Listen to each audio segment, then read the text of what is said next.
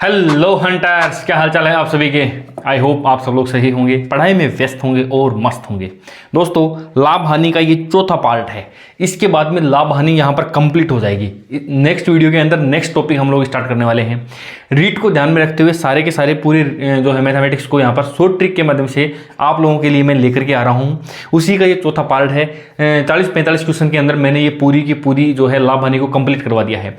हर type important types के 3-3, 4-4 question मैं लेकर के आया हूँ, ताकि यहीं पर आपकी प्रैक्टिस भी हो जाएगी।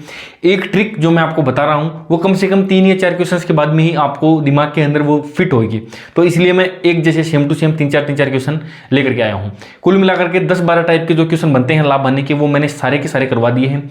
यदि इसके अलावा भी कोई क्वेश्चन बनता है ना, तो एक बार यहां से हमने यदि अपना कॉन्सेप्ट क्लियर कर लिया लाभ हानि का, तो इससे बाहर कोई भी क्वेश्चन नहीं जाने वाला। यानी कुल मिलाकर के बात यह है कि जितने भी प्रकार का जो कॉन्सेप्ट है वो सारे के सारे कॉन्सेप्ट मैंने यहां से आपको करवा दिए हैं। अब बढ़ते हैं अपन आगे और क्वेश्चंस को देखते हैं। देखो, 20 वस्तुओं को बेचने पर 5 वस्तुओं के क्रय मूल्य के बराबर लाभ होता है, तो लाभ का प्रतिशत बताना है। क्वेश्चन को ध्यान से देख लो।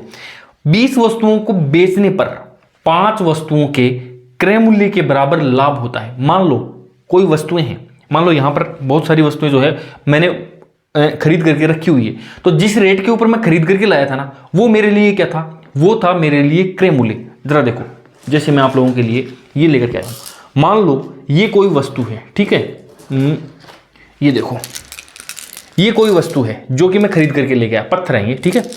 तो ये मैं खरीद करके लाया, अब मैंने 20 वस्तुओं को बेच दिया, यानी जितनी भी वस्तुएं मेरे पास में पड़ी हुई थी उनको छोड़ो। इनमें से जब मैंने मान लो ये जो है, ये देखो, ये जो 20 वस्तुएं जब मैंने बेची, तो 5 वस्तुओं के क्रय मूल्य, यानी जो 5 वस्तुओं के जो क्रय मूल्य है उसके बराबर मुझे लाभ हो गया। इस रूम के अंदर बहुत सारी वस्तुएं, ऐसी वस्तुएं बहुत सारी पड़ी हुई है। जब मैंने ये 20 वस्तुएं बेची, तो मैंने ये 5 वस्तुएं उठा करके अलग रख लिया और मैंने बोला कि ये मेरा क्या है, लाभ है, क्योंकि मैंने कितनी वस्तुएं बेच दी है, 20 वस्तुएं बेच दी है। सीधा सिंपल सा कॉन्सेप्ट है। मैथमेटिक्स को आप लोग दैनिक जीवन से अटैच करके पढ़ोगे ना, तो बिल्कुल ईजी हो जाएगा। देखो, 20 वस्तुएं जब मैंने बेची तो लाभ कितने का हुआ, ये 5 का हुआ, गुणा के अंदर 100, 5 चौके 20, ये काट दिया। मुझे लाभ कितना हो रहा है दोस्तों, 25% मुझे लाभ हो रहा है। ठीक है, छोटा सा कॉन्सेप्ट था। 20 वस्तुओं के बेचने पर 5 वस्तुओं के क्रय मूल्य के बराबर, क्योंकि जो वस्तु यहां पर मैं लेकर के आया था वो क्रय मूल्य के ऊपर ही तो खरीद करके लाया था। जिस मूल्य पे मैं खरीद करके लाया वो क्या था, क्रय मूल्य था। दूसरा क्वेश्चन देखना, थोड़ा सा हटके है, देखने में आपको ऐसी चीज वैसा का वैसा लगेगा। 20 वस्तुओं के बेचने पर 5 वस्तुओं के विक्रय मूल्य के बराबर, देखो 5 वस्तुओं के विक्रय मूल्य के बराबर मुझे क्या हुआ है, लाभ होता है। तो मेरा लाभ का प्रतिशत निकालते हैं। देखो, ये जो मान लो ये जो है 20 वस्तुएं हैं, ये देखो, ये क्या है ना, ये मान लो 20 वस्तुएं हैं, और 20 वस्तुएं जब मैंने बेची, यानी ये सारी जब मैंने बेच दी, तो मुझे 5 वस्तुओं के विक्रय मूल्य के बराबर, जिस मूल्य के ऊपर मैं ये बेच रहा हूं उसी विक्रय मूल्य के बराबर मुझे लाभ हुआ है। यानी जो लाभ है वो भी इसी के अंदर शामिल है। दूसरे तरीके से यदि मैं इस क्वेश्चन को चेंज करूं, थोड़ी लैंग्वेज के अंदर चेंज करूं, तो मैं ये भी बोल सकता हूं कि 15 वस्तुओं को बेचने पर 5 वस्तुओं के क्रय मूल्य के बराबर मुझे लाभ हुआ है। क्रय मूल्य 5 वस्तुओं के, 15 वस्तुएं बेचने पर 5 वस्तुओं के क्रय मूल्य के बराबर, 20 वस्तुएं बेचने पर मुझे 5 वस्तुओं के विक्रय मूल्य के बराबर लाभ हुआ है। ठीक है, ये इतना सा कॉन्सेप्ट था, इसको आप लोग इजीली समझ जाएंगे। तो 5 ऊपर आ जाएगा, बट्टे में 15 नीचे आ जाएगा। समझ में आया कि नहीं आया? गुणा के अंदर कर दिया 100, इसको काटेंगे तो ये जो है 5 तिया 15, इसको इससे काटेंगे तो 33 सही 1/3% जो है यहाँ पर अपना आंसर हो जाएगा। समझ में आया कि नहीं आया? लाभ की बात कर रहा है। लाभ हमेशा किस प्रकार से अपने को होता है, क्रय मूल्य कम हो और विक्रय मूल्य ज़्यादा हो। यानी जिस मूल्य पे मैं 100 रुपये में एक चीज़ खरीद करके लाया और विक्रय मूल्य 200 पे मैंने बेच दी, लाभ हमेशा क्या होता है, लाभ बराबर विक्रय मूल्य माइनस क्या होता है दोस्तों, क्रय मूल्य होता है। ठीक है, तो यहां पर लाभ 5 वस्तुओं का हो रहा है। विक्रय मूल्य क्या है? विक्रय मूल्य यहां पर 20 है, तो क्रय मूल्य यदि निकालेंगे अपन यहां से तो 15 क्रय मूल्य आ जाएगा, लाभ 5 का आ गया, सीधा सीधा अपना मामला सेट है। आगे वाला क्वेश्चन करते हैं, थोड़ा सा ये अलग है, चेंज है। 60 आमों को बेचने पर एक फल विक्रेता को 10 आमों के विक्रय मूल्य के बराबर हानि हो रही है। हानि हो रही है, ध्यान रखना। और हानि कैसे होती है? हानि ऐसे होती है कि मैं 100 रुपये में खरीद करके लाया और मैंने 60 रुपये में बेच दी, यानी क्रय मूल्य माइनस विक्रय मूल्य क्या होता है? क्रय मूल्य माइनस विक्रय मूल्य, विक्रय मूल्य कम होगा। तो देखो हानि कितनी हो रही है? 10 की हो रही है। 60 आमों को बेच दिया, ये विक्रय मूल्य हो गया, ये यहाँ पर क्रय मूल्य हो गया। तो क्रय मूल्य जब निकालेंगे अपन तो क्या आ जाएगा? यहाँ से 70 आ जाएगा। तो अब देखो क्रय मूल्य 70, हानि 10, विक्रय मूल्य 60। राइटिंग की तरफ मैं ध्यान नहीं दे रहा हूं, मैं कॉन्सेप्ट समझाने की तरफ ध्यान दे रहा हूं, तो ये मत सोचना कि बेकार सी राइटिंग लिख रहे हैं, है ना। तो अब देखो लाभ या हानि हो, हमेशा क्रय मूल्य पे गणना होती है। 10/70 गुणा में 100, इसको इससे काटेंगे तो 100/7, और इसका मतलब क्या होता है? 14.2/7% जो है हमारा आंसर यहाँ से आ जाएगा। बात समझ में आई कि नहीं आई? कितना इजी सा कॉन्सेप्ट है, और यहीं से हम लोग गलत कर देते हैं। देखो प्रॉब्लम होती क्या है ना, ये क्वेश्चन हमने करा, ठीक है, आंसर मान लो ये वाला क्वेश्चन है, दूसरे वाला है 20 वस्तुओं की बेचने 5 विक्रय मूल्य के बराबर लाभ होता है, लाभ प्रतिशत क्या है? हमारा आंसर यहां से आ गया मान लो 25%। तो इस क्वेश्चन के हिसाब से ये आंसर गलत है, बट ऑप्शन के अंदर गलत आंसर भी वहां पे होता है और सही आंसर भी होता है, और वहीं से हमारा एक नंबर उड़ जाता है। ठीक है, बात समझ में आई ना। अब देखो आगे चलते हैं अपन। एक व्यापारी विक्रय मूल्य पर 20% की हानि की गणना करता है। मान लो वो कह रहा है कि विक्रय मूल्य क्या है? विक्रय मूल्य है 100 रुपए। अब विक्रय मूल्य के ऊपर 20% की वो गणना करता है ना, तो हानि क्या बोलेगा? वो हानि बोलेगा किसकी? 20 की। और क्रय मूल्य कैसे निकलेगा? क्रय मूल्य जब हानि होती है तो क्रय मूल्य क्या होता है? क्रय मूल्य बराबर विक्रय मूल्य प्लस में हानि होता है, यानी क्रय मूल्य कितना हो गया? 120। और लाभ हो या हानि हो, गणना क्रय मूल्य पे ही होती है, तो 120 ऊपर 20 गुणा में 100 काटेंगे, ये आ गया 6, बोल देंगे 100/6, या फिर 16 सही 2/3% भी जो है हमारा आंसर यहाँ से हो जाएगा। ठीक है, इजी से क्वेश्चन है, लेकिन करना जरूरी है। एक बार हाथ में से निकल गए फिर सारे क्वेश्चन। 15 वस्तुओं का क्रय मूल्य, देखो 15 वस्तुओं का जो क्रय मूल्य है वो 12 वस्तुओं के विक्रय मूल्य के, वो 12 वस्तुओं के जो विक्रय मूल्य है उसके बराबर है, ठीक है। अब देखो क्रय मूल्य, ये विक्रय मूल्य इधर लेकर के आएंगे तो बट्टे में क्या हो जाएगा? बट्टे में विक्रय मूल्य बराबर 12/15 हो जाएगा, या फिर 4/5। तो क्रय मूल्य अनुपात विक्रय मूल्य इज इक्वल टू 4/5 होता है।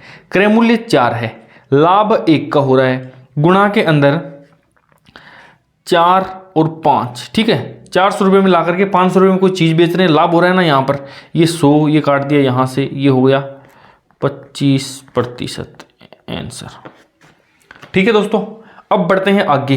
25% यहाँ पे लाभ हो जाएगा। नेक्स्ट पे 25 वस्तुओं का क्रय मूल्य 30 वस्तुओं के विक्रय मूल्य के बराबर है। अब क्या करेंगे? क्रय मूल्य बटे में विक्रय मूल्य बराबर में 30/25 या फिर 6/5। तो क्रय मूल्य अनुपात विक्रय मूल्य इज इक्वल टू 6/5। यहां पर क्या होगा? हानि होगी। 600 रुपये में कोई चीज़ खरीद करके 500 में यदि कोई बेचेगा तो क्या होगा? हानि होगी। और हानि कितनी होगी? 1/6 में गुणा में 100, और जब इसको काटेंगे तो 16 सही 2/3% यहाँ से अपना आंसर आ जाएगा।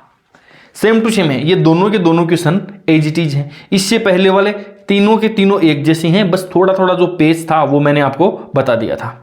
अब देखते हैं आगे। एक फुटकर विक्रेता ने, ये भी सेम टू सेम वैसा का वैसा ही है, 36 वस्तुओं के मूल्य पर 40 वस्तुएं क्रय की, यानी 40 गुणा में क्रय मूल्य इज इक्वल टू में 36 गुणा में विक्रय मूल्य। ठीक है, तो क्रय मूल्य अपॉन में विक्रय मूल्य इज इक्वल टू 36/40। लाभ हो रहा है कितने का, 1 का, किसके ऊपर, 9 के ऊपर, यानी 1/9 गुणा में 100, 11 सही 1/9%। अब ये यहाँ यहीं से दिख जाएगा, क्रय मूल्य 9 है, विक्रय मूल्य जहाँ पर 10 है, यानी 900 रुपये की चीज़ को मैंने 1000 में बेच दिया या 90 की 100 में बेच दिया, तो कितने का, 1 का 90 के ऊपर। ठीक है, अब बढ़ते हैं आगे और देखते हैं। देखो ये वाले क्वेश्चन बड़े शानदार हैं। 5 रुपये में 8 नींबू के भाव से खरीद करके 3 रुपये में 5 नींबू के भाव से बेचा, लाभ हुआ कि हानि हुआ। तरीका बता देता हूँ, शॉर्ट ट्रिक बता देता हूँ आपका। देखो इस प्रकार के क्वेश्चंस में पहले 1 रुपया दिया हुआ रहता है और एक मात्रा, मतलब 2 तो रुपये दिए हुए रहते हैं। 2 कौन से, एक तो ये 5 और एक ये 3, 2 रुपये दिए हुए, 2 ही मात्राएं दी हुई है। करना क्या है ना, जब भी बात आए इस प्रकार के क्वेश्चन की, तो पहले वाला रुपया और बाद वाली मात्रा को हम लोग जब गुणा करेंगे तो क्रय मूल्य आएगा। देखते हैं क्या, क्रय मूल्य, पहले वाला रुपया 5, बाद वाली मात्रा 5, ये क्या हो गया 25, ये हो गया क्रय मूल्य। बच गया उसको गुणा कर दो, वो विक्रय मूल्य हो जाएगा, वो विक्रय मूल्य हो गया क्या, 8 तिया 24। ठीक है, अब क्या करें दोस्तों, अब बढ़ते हैं अपन आगे और करते हैं। यहां से हानि हो रही है, कितने की हो रही है, 25 का क्रय मूल्य 24 के विक्रय मूल्य के बराबर है। 25 का जो क्रय मूल्य है वो किसके बराबर है, वो 24 वस्तुओं के विक्रय मूल्य के बराबर है। यहां पर क्या हो जाएगा, लाभ होगा कि हानि होगी, देख लेते हैं अभी अपन। यहां पर आ जाएगा 1 का हो रहा है, यानी 2400 रुपये में कोई वस्तु, 2500 रुपये में मैं कोई वस्तु खरीद करके लाया और उसको 2400 रुपये में मैंने बेच दिया, तो हानि होगी कितने की, 1 की, और ये कर दिया 100, यहां से कर दिया 4, यानी 4% अपना जो है आंसर यहां से आ जाएगा। बड़े नंबर से गुणा कर लो, मामला सेट हो जाएगा। समझ में नहीं आई ना, तो 25 को 100 से गुणा कर दो, यानी 2500 रुपये क्रय मूल्य है किसी वस्तु का और 2400 रुपये उसी वस्तु का विक्रय मूल्य है, यानी 2500 में खरीद करके 2400 में मैंने बेची है, तो नुकसान ही हुआ है। नुकसान कितना हुआ है, 4% का हुआ है। बढ़ते हैं आगे, सेम टू सेम यही क्वेश्चन है। करना क्या है, पहला तो रुपया लेना है और बाद वाली मात्रा लेनी है, इन दोनों को गुणा करना है, तो अपना क्या आ जाएगा, क्रय मूल्य आ जाएगा, और 15 साते ये 105 क्या हो गया, क्रय मूल्य। अब बात करते हैं जब विक्रय मूल्य की, तो बचे हुए को गुणा कर दो, ये हो गया 110 रुपये विक्रय मूल्य। 105 रुपये में कोई वस्तु ला करके 110 में मैं बेच रहा हूं, तो 5 रुपये का लाभ होगा कि नहीं होगा, 5 रुपये का। किसके ऊपर, ये 105 के ऊपर, ये कर दिया मैंने 100 से गुणा, और 5 का हो गया 21। ठीक है, 100 बटे में 21 कर देंगे, या फिर क्या करेंगे, या फिर कर देंगे क्या, 4 सही 16 बटे 21%। ये तो एक ही बात है। ठीक है, इसको सोल्व करके लिखेंगे तो ये 4 सही 16 बटे में 21 अपना आंसर यहां से हो जाएगा। नेक्स्ट क्वेश्चन के ऊपर चलते हैं। एक ये थोड़ा सा अलग है, नींबू, यहां पर क्या है, एक ही चीज खरीदी जा रही है, एक से एक रेट में खरीदी जा रही है और एक ही रेट में बेची जा रही है। यहां पर चीज तो वही है, लेकिन 2 अलग अलग जगहों से खरीदी जा रही है। जैसे 1 रुपये में 2 नींबू के भाव से कुछ नींबू खरीदे, इतने ही नींबू 1 रुपये में 3 नींबू के हिसाब से खरीद लिए, उतने के उतने नींबू, और इनको 2 रुपये में 5 नींबू के भाव से बेच दिया। देखो बोला क्या है ना, 1 रुपये में कितने नींबू, 2 नींबू, और दूसरी तरफ 1 रुपये में कितने नींबू, 3 नींबू खरीद लिए। अब यहां से यदि देखेंगे ना, तो 1 नींबू की रेट क्या आएगी, ऊपर वाले के अंदर यदि देखेंगे तो 1 रुपये में 2 नींबू आ रहे हैं, तो 1 नींबू 1/2, यानी आधा रुपये का हो गया। यहां से 1 रुपये में 3 नींबू आ रहे हैं, तो 1 नींबू की रेट 1/3, 1 नींबू की रेट हो गई। ठीक है, 1 रुपये में 3 नींबू के हिसाब से खरीदे, और जब बेचने की बारी आई तो क्या कर दिया, 2 रुपये में 5 नींबू के हिसाब से बेच दिए। ठीक है, तो 1 नींबू का रेट 2/5 हो जाएगा। यहां से 2 रुपये में 5 नींबू बेचे जा रहे हैं, तो यहां से 2/5 का भाग दे देंगे, तो 1 नींबू का जो बेचा गया था वो भागा जाएगा। अब यहां से करना क्या है ना, अपने को यहां पर एक ऐसा नंबर मानना है जो कि इसने खरीदा है। मान लो देखो 2 है, यहां पर 2 है, 3 है और 5 है। ऐसा नंबर लो जो कि इन तीनों से डिवाइड होता हो, यानी 30 ले लो आप। अब 30 नींबू खरीदे हैं, कौन से भाव से, इस भाव से और इस भाव से, और फिर वो बेचेगा कितने, 60 नींबू बेचेगा, और वो इस भाव से बेचेगा। पता लग जाएगा ना अपने को, 30 नींबू इस भाव के खरीदेगा, तो 1 नींबू जब इस, देखो ऊपर वाली रेट का 1 नींबू की ये 1/2 रुपया लग रहा है, 30 नींबू खरीदे हैं तो 30 से गुणा कर देंगे। 30 ही नींबू और खरीद करके लाया है, किस भाव से, 1/3 के भाव से ये 30 नींबू ये खरीद करके लाया है। लेकिन जब बेचेगा तो वो 60 नींबू बेचेगा, और किस भाव से बेचेगा, वो इस भाव से, यानी 2/5 के भाव से बेचेगा, और 60 नींबू बेचने पड़ेंगे। 2 जगह से खरीद करके ले आया वो। अब देखते हैं जरा, यहां से यदि देखेंगे इसको, इसकी रेट, तो ये 15 तो ये यहां पर हो गया, और ये 3 ये 10 ये यहां पर हो गया, यानी प्लस के अंदर 10, यानी 25 रुपए के अंदर वो खरीद करके लाया। और इसको काटेंगे तो 1 2 12 दूनी 24 रुपए में उसने क्या कर दिया, बेच दिया। ठीक है, बेच दिया। अब 25 रुपए में एक चीज वो खरीद करके लाया है, और 24 रुपए में उसको बेचनी पड़ रही है। यदि वो 50 रुपए में लाता, 2 गुना कर दिया, तो वो 48 रुपए में बेचता।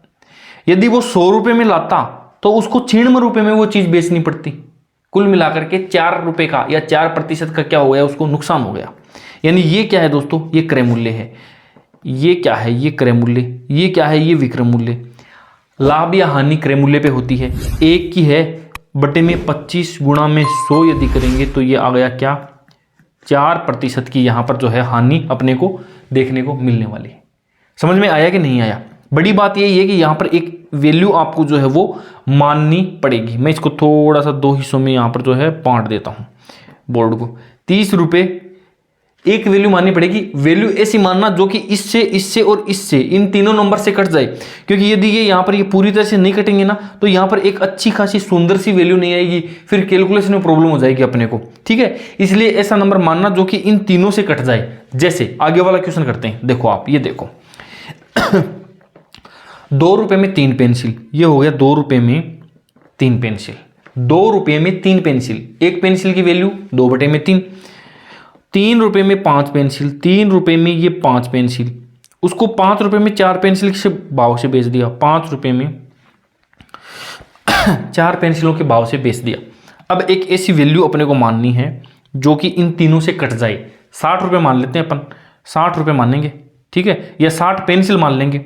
मान लो कि वो 60 पेंसिल इस भाव से, और ये भाव क्या है, ये भाव है, एक पेंसिल का भाव है 2 रुपए में 3 पेंसिल हैं, तो 2/3, 2/3 ये एक पेंसिल का भाव यहां से हो गया।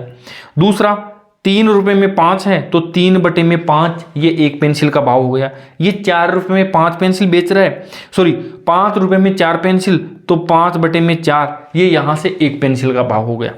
अब देखो पेंसिल मैंने कितनी मानी थी, मैंने मानी थी 60, मान लो यहां से 60 मान ली। 60 पेंसिल कौन सी खरीद करके लाया वो, 60 पेंसिल ये, 60 ये, और बेची कितनी, फिर 120 उसको बेचनी पड़ी इस भाव से। ठीक है, जब वो 60 खरीद करके लाया, यानी 60 तो इस भाव की खरीद करके लाया, प्लस के अंदर 3/5 गुणा में 60 वो इस भाव से खरीद करके लाया।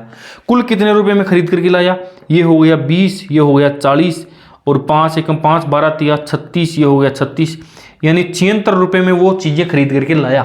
बेची कितने में, बेची 5/4 के भाव से। और कितनी पेंसिल बेचेगा वो, अब 120 बेचेगा, तो गुणा में 120, क्योंकि 60 ये खरीद करके बैठ गया और 60 ये खरीद करके, तो 120 बेचेगा, तो 4 तिया 12 30, 5 तिया 15, यानी ये 150 रुपए में वो बेच रहा है। मस्त प्रॉफिट कमा रहा है। कितना प्रॉफिट कमाएगा, 74 रुपए का प्रॉफिट कमा रहा है। कितना, 74। तो जब भी लाभ या हानि होती है वो क्रय मूल्य पे होती है। ये क्या है, क्रय मूल्य ऊपर वाला है, तो 74/76 मल्टीप्लाई में जब अपन 100 कर देंगे तो यहाँ से अपना लाभ का प्रतिशत आ जाएगा, और अपना आंसर क्या आ जाएगा, अपना आंसर आ जाएगा 1850/19। ये लगभग 100% ये लाभ ही कमा रहा है, लगभग ही बोल रहा हूँ मैं, बाकी तो देखो 97 सही 7/19% जो है यहाँ से अपना आंसर आ जाएगा। दोनों ही सेम ही आंसर है, ये और ये, इसको सोल्व करोगे तो ये आ जाएगा। समझ में आया कि नहीं आया, ये वाला प्रोसेस समझ में आया, ये वाला प्रोसेस समझ में आया या नहीं आया, समझ में आया ना। ये भाव जो लिखे हुए हैं ये लिख लो, फिर दिमाग से अपने मान लो एक नंबर जो कि इन तीनों से कट जाए, नीचे वाले तीनों से, ठीक है, फिर आधा आधा कर दो, और फिर 2 गुना जितने भी पेंसिल थे उनको बेच दो। जिस भाव से, जो भाव वो बता रहा है उसी भाव से उनको बेच दो। जो लाभ हानि हो रही है मामला प्रतिशत का है, तो लास्ट में परसेंटेज में अपना आंसर आ जाएगा। अब चलते हैं अपन आगे नेक्स्ट क्वेश्चन के। देखो, एक वस्तु 20% लाभ पर बेची जाती है, यानी 100 रुपए की चीज है वो 120 में बेची जा रही है। यदि इसे दुगने मूल्य पर बेचा जाए, यानी 120 नहीं उसको बेचा जाए 240 रुपये में, तो लाभ का प्रतिशत, सीधी सीधी बात है, लाभ का प्रतिशत 140% हो जाएगा। इसमें कौन सी रामायण है, ये तो बिल्कुल इजी सा चुटकियों में होने वाला क्वेश्चन है, 5 सेकंड भी नहीं लगते हैं इसमें तो। ठीक है, अब चलते हैं अपन आगे और देखो, किसी सामान का 2/3 भाग 5% लाभ पर और 2% की तथा शेष जो बच गया ना सामान, वो 2% की हानि पर बेच दिया और कुल लाभ 400 रुपये का हो, तो सारे सामान का क्रय मूल्य क्या था। देखो एक मान लेते हैं, एक वैल्यू मान लेते हैं, 2/3 की बात कर रहा है ना, यानी 2/3 की 2/3 का मतलब यही होता है। नीचे वाला मानो आप मान लो 300 एक सामान है, वो कितने का, एक सामान जो है वो 300 यूनिट सामान है, उसका 2/3 भाग यानी 200 5% के लाभ पर, इसका 5% कितना होता है, 200 का 5% 10 होता है, तो ये यहां से 210 हो जाएगा। ठीक है, बच गया कितना 100, उसको 2% की हानि पर यानी उसको 98 में बेच दिया। अब देखना जरा, टोटल जो सामान था वो कितना था, वो था 300 और टोटल उसने बेचा कितने, मतलब 300 पूरा का पूरा कितने में बेचा, ये बेच दिया 308 में। लाभ कितने का हो गया, लाभ यहां से सीधा सीधा 8 का हो रहा है और 8 यूनिट जो लाभ है वो रुपए में कन्वर्ट करें तो 400 रुपए के इक्वल है। ठीक है, 400 रुपये का लाभ हो यानी 8 यूनिट जो है वो 400 के इक्वल है। वैल्यू निकालनी है सारे सामान का क्रय मूल्य, यानी वैल्यू निकालनी है अपने को 300 यूनिट की, तो इसके 400 बटे में 8 मल्टीप्लाई में 300 और 8 पंजे 40 और 5 दिया 15,000 रुपये जो है ये यहाँ से अपना आंसर हो जाएगा। कितना आसान है, एक वैल्यू माननी पड़ेगी। देखो मेथड से चलेंगे तो मेथड से तो बहुत सारे क्वेश्चन तो ऐसे होंगे जो अटक के बैठ जाएंगे। ये 100 ट्रिक है, छोटे छोटे कॉन्सेप्ट दिमाग में एक चीज़ों का क्लियर हो गया ना, तो अपन कैसे भी कुछ भी मान करके अपना आंसर वहां से निकाल सकते हैं। आगे वाला क्वेश्चन देखना, बड़ा ही शानदार पेचीदा क्वेश्चन है, हो सकता है आपको किसी बुक में देखने को भी नहीं मिले। देखो 1710 रुपये में 2 घोड़े बेच दिए, पहले का क्रय मूल्य दूसरे के विक्रय मूल्य के बराबर है। 2 घोड़े हैं, ये फर्स्ट है ये सेकेंड है, इसका ये क्रय मूल्य है और इसका ये विक्रय मूल्य है दोनों का। ठीक है, पहले का क्रय मूल्य ये पहले का, ये इस पहले का जो क्रय मूल्य है ये दूसरे के विक्रय मूल्य, इस दूसरे के इस विक्रय मूल्य के बराबर है। मान लो इसका क्रय मूल्य 100 है, ठीक है ना, एक मिनट रुकना जरा, इसका क्रय मूल्य मान लो 100 है और तो इसका विक्रय मूल्य भी क्या होगा, मान लिया ना 100 होगा। अब देखते हैं जरा क्या है, पहले को 10% की हानि पर, इसको 10% की हानि पर यानी 100 रुपये की चीज है तो इसको कितने में बेचा जाएगा, 90 में बेचा जाएगा। ठीक है, और दूसरे को 25% के लाभ पर, यानी इसको बेच तो दिया है 100 रुपये में, अब यहां पर एक ऐसा नंबर लिखना पड़ेगा कि उस नंबर का 25% लाभ हो तो फिर 100 आ जाए, यानी उसका 125 100 हो जाए। तो यहां पर नंबर लिखा जाएगा क्या, 80, और 80 के ऊपर 80 रुपए की चीज को जब 100 रुपए में अपन बेचेंगे तो कितने का लाभ हो जाएगा, 25% का। समझ में आया कि नहीं। अब कुल क्रय मूल्य यदि देखा जाए तो ये है, कुल विक्रय मूल्य देखा जाए तो ये है, यानी 180 रुपए की एक चीज है और बेच दी कितने में, 190 में। ठीक है, ये विक्रय मूल्य हो गया, ये क्रय मूल्य हो गया। लाभ हो रहा है कि हानि हो रही है, 180 रुपए में और 190 में लाभ ही हो रहा है। अब पूरे सौदे में कितने रुपए का लाभ या हानि हुई, यहां से देखा जाए तो लाभ या हानि किसकी हो रही है, 10 की हो रही है। क्रय मूल्य 180, विक्रय मूल्य 190, लाभ 10 का हो रहा है और किसके ऊपर हो रहा है, ये इस क्रय मूल्य के ऊपर हो रहा है। ये रहा क्रय मूल्य, सॉरी विक्रय मूल्य, ये विक्रय मूल्य यहां पर दिया हुआ है ना, विक्रय मूल्य यहां पर दिया हुआ है 100, मतलब यहां से विक्रय मूल्य निकल गया 190 और यहां पर दिया हुआ था विक्रय मूल्य 1710, यानी जो 190 है वो इक्वल में 1710 के इक्वल है। पूरे सौदे में कितने रुपए का लाभ या हानि हुई, अपने को ये 10 का भाव निकालना है, तो 100 यानी 1710 बटे में 190 और गुणा में यदि 10 कर देंगे तो यहां से अपना आंसर आ जाएगा, ये 9 हो गया, ये 90 रुपये जो है अपना आंसर यहां से हो जाएगा। इस प्रकार से ये वाले क्वेश्चन आपको करने हैं। ठीक है, ये आपके एज ए टेस्ट सीरीज आप लोग इसको लगा सकते हो, क्रैश कोर्स है। देखो रीट के अंदर लेवल 2 का यदि कोर्स करवाएं तो 4 महीने के आसपास का समय अपने को लग जाता है। 3 से 4 महीने के बीच में मैथमेटिक्स का डेली की 1.5 घंटे की क्लास हो तो 3 से 4 महीने समय कम है, तो इसको आप एज ए क्रैश कोर्स या एज ए टेस्ट सीरीज ले सकते हैं। हर क्वेश्चन को ऊपर आप वीडियो को पॉज करो और फिर उसको आप खुद सोल्व करो और फिर मेरे आंसर से उसको मैच कर लो। बहुत ही अच्छा जो है आपको ये शॉर्ट ट्रिक्स मिलने वाली है। शानदार शानदार क्वेश्चंस मैं लेकर के आया हूँ। इन्हीं क्वेश्चंस से मैंने मैथमेटिक्स के अंदर 30 में से 30 नंबर लाए हुए हैं मेरे, ठीक है, रिट के अंदर। और शिक्षण विधियों की तो शॉर्ट ट्रिक्स में इतनी शानदार डाल रहा हूँ कि एक बार यदि आपने शॉर्ट ट्रिक देख लेना तो चाहे रीट हो, चाहे सी टेट हो, चाहे एच टेट हो, किसी भी टेट के अंदर जहां पर आपको मैथमेटिक्स की शिक्षण विधियां आएगी, इससे बाहर कोई भी क्वेश्चन जाएगा नहीं। हर एक चीज शॉर्ट ट्रिक के माध्यम से मैं आपको याद करवा रहा हूं। मैथमेटिक्स की परिभाषाएं देख लो ना जाकर के, आप मिल जाएगा आपको ये वीडियो लास्ट के अंदर जो है मैं इसका लिंक डाल दूंगा, यहाँ पर आप लोग उसको देख लेना, ठीक है। जितनी भी मैथ के अंदर जो परिभाषाएं थी सारी की सारी मैंने इस वीडियो के अंदर याद करवा दी है। तो वीडियो कैसा लगा कमेंट करके जरूर बता देना। नेक्स्ट वीडियो के अंदर किसी नेक्स्ट टॉपिक के साथ में आपके साथ में मिलते हैं, ट्रिक नई नई ट्रिकों के साथ में। तब तक के लिए इतना ही, बाय बाय, टेक केयर।